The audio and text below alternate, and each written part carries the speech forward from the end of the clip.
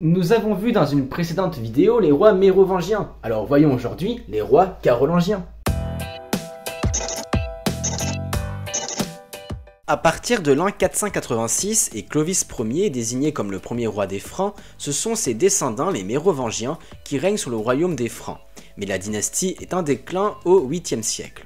De 717 à 741, trois rois mérovingiens se succèdent, mais l'homme fort de ce vaste royaume est le maire du palais. C'est lui qui a placé les deux derniers rois sur le trône et qui a vaincu les Omeyyades à la bataille de Poitiers en 732. Son nom, Charles Martel, en latin Carolus Martellus. Ses descendants seront les Carolingiens. À la mort de Charles Martel en 741, son fils Pépin le Bref devient maire du palais. En 751, Pépin le Bref dépose le roi mérovingien Childéric III et se fait élire roi des Francs par les grains du royaume. Ainsi commence le règne des Carolingiens sur le royaume des Francs. À la mort de Pépin en 768, le royaume est partagé entre ses deux fils. Charles Ier, l'aîné, mieux connu sous le nom de Charlemagne, hérite de la Neustrie, la Bourgogne et l'Aquitaine. Carloman Ier hérite lui de l'Austrasie, de l'Alémanie et de la Thuringe. Mais la mort prématurée de ce dernier en 771 permet à Charlemagne de réunifier le royaume. Charlemagne est sans conteste le roi carolingien par excellence. Sous son règne de 45 ans a lieu la Renaissance carolingienne, une période de renouveau dans la culture et l'éducation. En 800, Charlemagne est sacré empereur à Rome par le pape Léon III.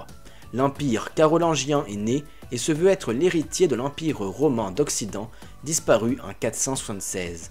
À la mort de Charlemagne en 814, son fils Louis Ier, dit Louis le Pieux, lui succède. Son règne est la continuité de celui de son père. Louis Ier meurt en 840. L'aîné de ses fils, Lothaire Ier, hérite du titre d'empereur et du royaume alors qu'il devait être partagé. Les trois fils de Louis Ier se livrèrent alors une terrible bataille, la bataille de Fontenoy en Puisaye. Et en 843, un traité est conclu, le traité de Verdun, qui partage l'empire en trois. Lothaire Ier obtient la Francie médiane, qui est partagée en 855 entre ses trois fils, en royaume d'Italie, royaume de Provence et Lotharingie. Louis le Germanique obtient la Francie orientale, qui deviendra en 962 le Saint-Empire romain germanique.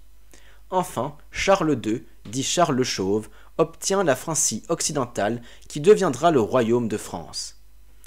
Concentrons-nous alors maintenant sur les descendants de Charles le Chauve et la Francie occidentale. Charles meurt en 877, son fils aîné Louis II, dit Louis le Bègue, lui succède. Mais il meurt seulement 2 ans plus tard.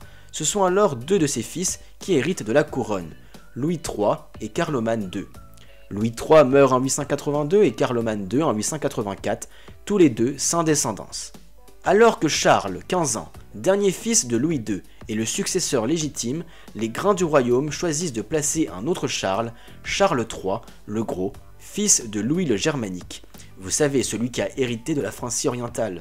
Charles III était déjà roi de Francie orientale et de Lotharingie depuis 882. Charles III vient tout simplement de réunifier le vaste empire carolingien de son arrière-grand-père Charlemagne. Mais incapable de gouverner un tel royaume et de régler la question des Vikings, il est destitué du trône. Petite parenthèse, l'âge d'or des invasions vikings en Francie occidentale est au 9e et 10e siècle, des raids qui touchent principalement et entre autres la région actuelle de la Normandie. Bon, avec la destitution de Charles le Gros, c'est le comte de Paris, Eudes Ier, un Robertien, qui devient roi de la Francie occidentale et non un Carolingien. Cependant, à la mort de celui-ci en 898, c'est bien Charles III le Simple, oui, le dernier fils de Louis II, celui même qui avait été écarté du pouvoir en 884, qui devient roi.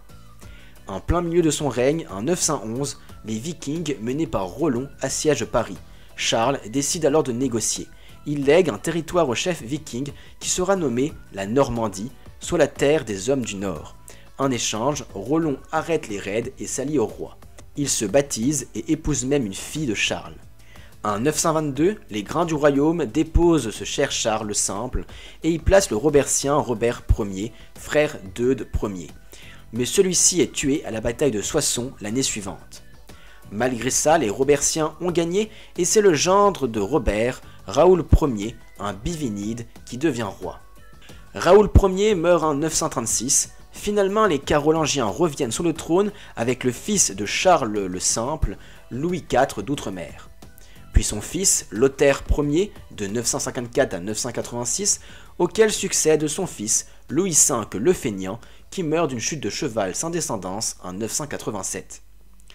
L'histoire se répète, à la place de replacer un Carolingien, en l'occurrence un autre fils de Louis IV, c'est un Robertien qui hérite, petit-fils de Robert Ier, son nom, Hugues Ier, dit Hugues Capet, le fondateur de la dynastie des Capétiens, mais ça c'est une autre histoire, alors abonne-toi pour ne pas la rater. À retenir, les Carolingiens ont régné sur le royaume des Francs, sous l'empire carolingien et en Francie occidentale, de 751, avec l'arrivée au pouvoir de Pépin le Bref, fils de Charles Martel, jusqu'en 987 et la mort de Louis V. Personnage incontournable de cette époque, Charlemagne, roi de 768 à 814 et empereur à partir de 800. Son empire se partage en trois en 843 par le traité de Verdun. La Francie occidentale est tout simplement l'ancêtre de la France. Merci pour le visionnage de cette vidéo que vous pouvez enrichir en commentaire. N'oubliez pas de l'aimer, de la partager et surtout abonne-toi. À la prochaine sur Terra Adventum.